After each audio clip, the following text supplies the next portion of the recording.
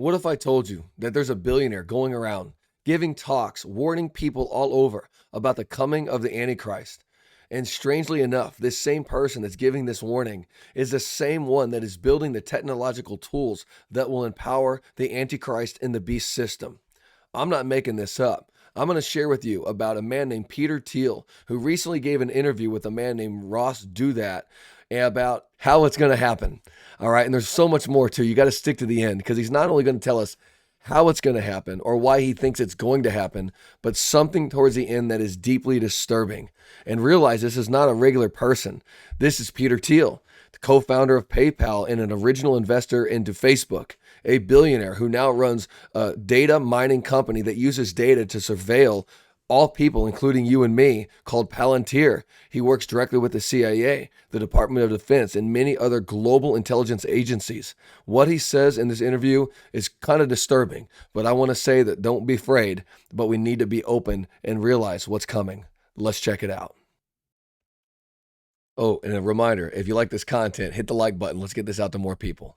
Let's go. There's also a very macroscopic question that you're interested in that, we'll pull on the religion thread a little bit here. You have been giving talks recently about the concept of the Antichrist, which is a Christian concept, an apocalyptic concept. What does that mean to you? What is the Antichrist? How much time do we have? We've got as much time as you have to talk about the Antichrist. All right. Well, I could talk about it for a long time. I think there's always a question. How do we articulate, some of these existential risks, some of the challenges we have, and they're all framed as sort of runaway dystopian science text. There's a risk of nuclear war. There's a risk of environmental disaster, maybe something specific like climate change, although there are lots of other ones we could come up with. There's a risk of, bioweapons. You have all the different sci-fi scenarios. Obviously, there are certain types of risks with AI. But I always think that if we're going to have this frame of talking about existential risks, perhaps we should also talk about the risk of another type of a bad singularity, which I would describe as the one world totalitarian state. Because I would say the political solution, the default political solution people have for all these existential risks is one world governance. What do you do about nuclear weapons? We have a United Nations with real teeth that controls them. And they're controlled by an international political order. And then something like this, is also what do we do about AI?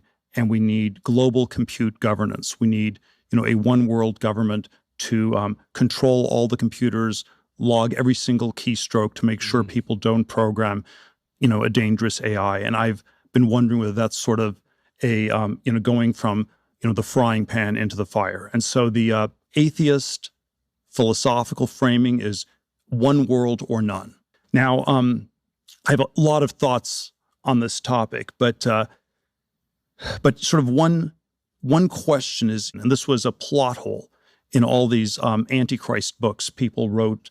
How does the Antichrist take over the world? He gives these demonic, hypnotic speeches, and people just fall for it. And so it's this plot hole. Now, real quick, before he goes on, realize what he's saying.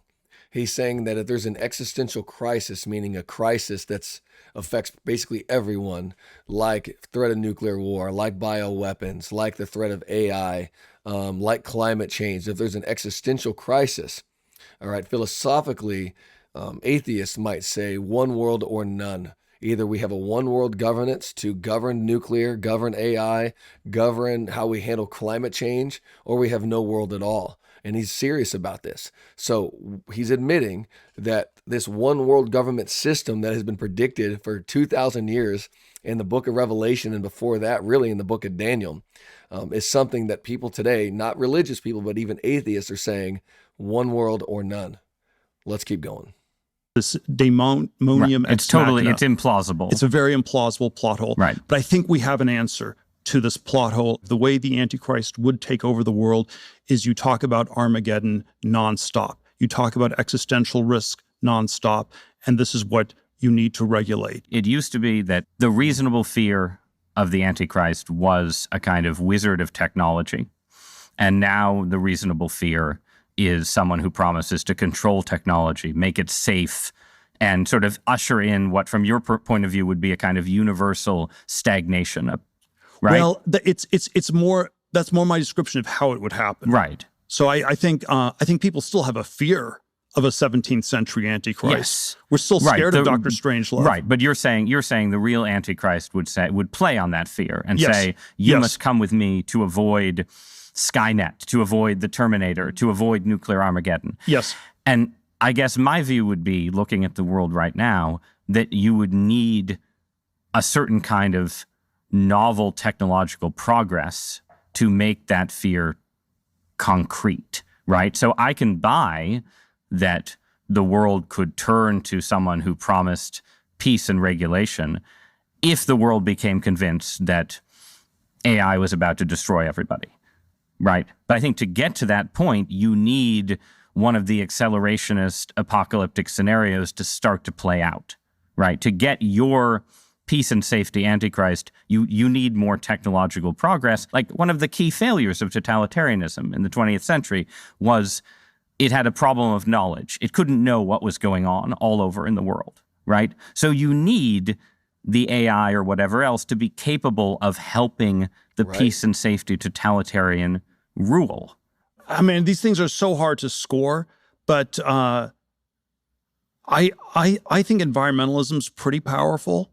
You know, I don't know if it's absolutely powerful enough to create a one world totalitarian state, but man, it is. I think it is not. It is in its current form. It is. I want to say it's the only thing people still believe in Europe. Yeah, he's saying that global climate change. I mean, it's the things that we're seeing right now, the way the weather's been. I mean, look at those floods in Texas. My wife is a geotechnical engineer. She pays attention to the changes over the years of how weather's been affecting the ground, and these floods are pretty strange. These hurricanes, pretty wild. There's talks of like Hurricane Alley here in the United States has been shifting from Oklahoma to more of like a Missouri and Illinois base.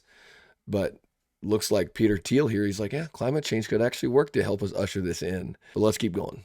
Like, you know, they believe in the green thing more than Islamic Sharia law, or more than in, you know, the Chinese communist totalitarian takeover. And the future is an idea of a future that looks different from the present. The only three on offer in Europe are green, Sharia, and, you know, the totalitarian communist state. And the green one is by far the strongest. My very specific question for you, right, is that, well, you're an investor in AI.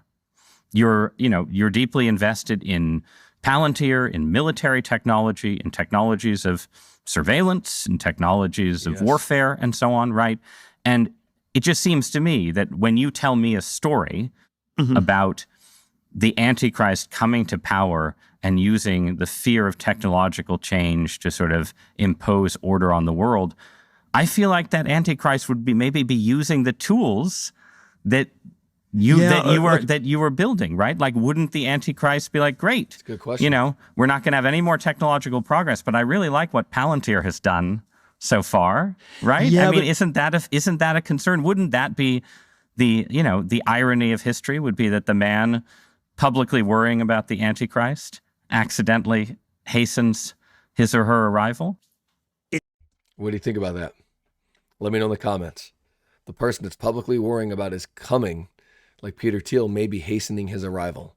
What do you think? Is this so preposterous, what I've just told you, that the entire world has submitted for 50 years to peace and safetyism? This is 1 Thessalonians 5:3. The slogan of the Antichrist is peace and safety, and we've submitted to, the FDA regulates not just drugs in the U.S., but de facto in the whole world because the rest of the world defers to the FDA. The Nuclear Regulatory Commission effectively regulates nuclear power plants all over the world. People, you can't design a modular nuclear reactor and just build it in Argentina. They won't trust the Argentinian regulators. They're going to defer to the U.S.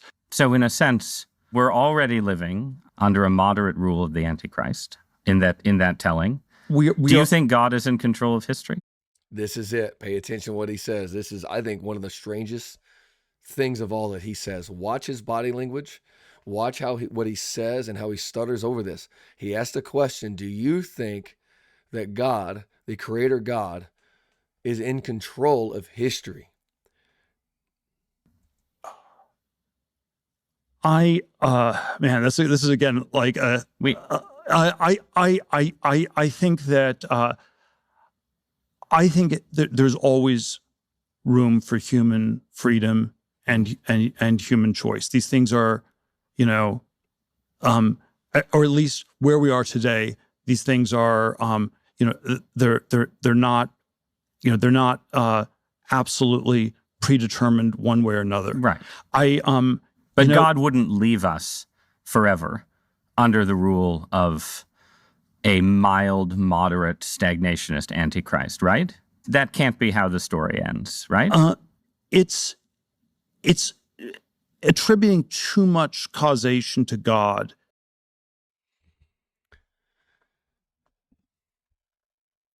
God couldn't be in control, could he? Is God providential over this whole thing? He says no. He said there's still room for human choice, which I agree. We do have choices. We do have free will to act. But that wasn't the question. Is God in control of ultimate history? And he seems to think that we can alter it. That's exactly the point of view that I think that someone that would lean more towards an Antichrist rule would take.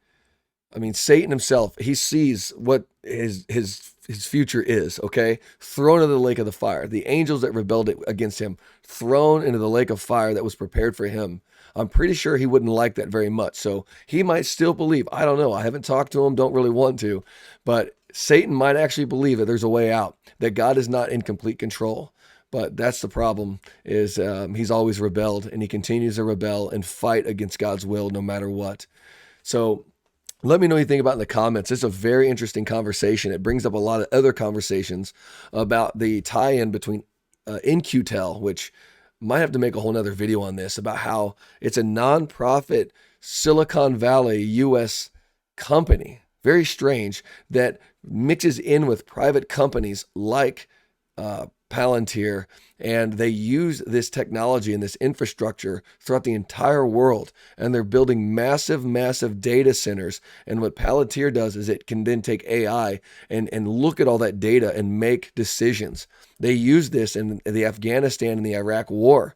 You can read about it. I mean, they knew about the enemy. Even back then, they were using this kind of technology to find out about the enemy for counterterrorism.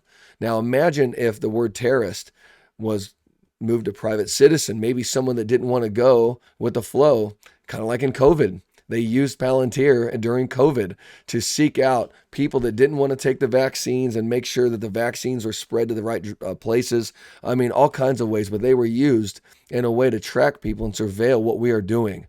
And so this is the future. It's not a bright one, but the Bible does say that it gets better. Okay, even though there's going to be a beast system, even though there's going to be a system like in Revelation 13, 16 through 17, that says that, you're not going to be able to participate in this system. You're not going to be buy, selling, or trading or doing anything if you don't take this mark, right? Even though that's coming, there's something after that that comes that is amazing. Jesus. Jesus is coming back. He's coming back to the end of history to make things right again and to take that devil and his angel and throw him into the lake of fire. And he's going to end all death, all pain, all suffering, and it's going to be amazing. I put my faith and trust in Jesus, and I hope you do too, because he's alive. He literally came 2,000 years ago. He spoke truth like this world has never seen. He performed miracles that proved his divine nature and his divine coming, and then he predicted his own death and rose from the dead just like he said he would do. He's still alive. Jesus came to save us. We call him the Savior for a reason, and we call him King for a reason too. He is the King of Kings. He is the Lord of Lords. And even though we're in a spiritual battle, he's coming to save us once and for all. And I'm excited about it. So if you don't know Jesus, I encourage you to pick up a Bible, begin to read it. I always encourage to read the Gospel of John, read Ephesians, get into the Bible, get into the Word, read Revelation. Don't be afraid, for his love casts out all fear. And God hasn't given us a spirit of fear, but of power and love and a sound mind. So thanks for letting me have some of your time right now. I hope you enjoyed this. I hope it enlightened you a little bit. Let me know what you think in the comments. Hit the like button to help us get this out there, and please subscribe to this channel. Come on, let's join this journey together of truth. Thanks again for being here. God bless you. Truth be told.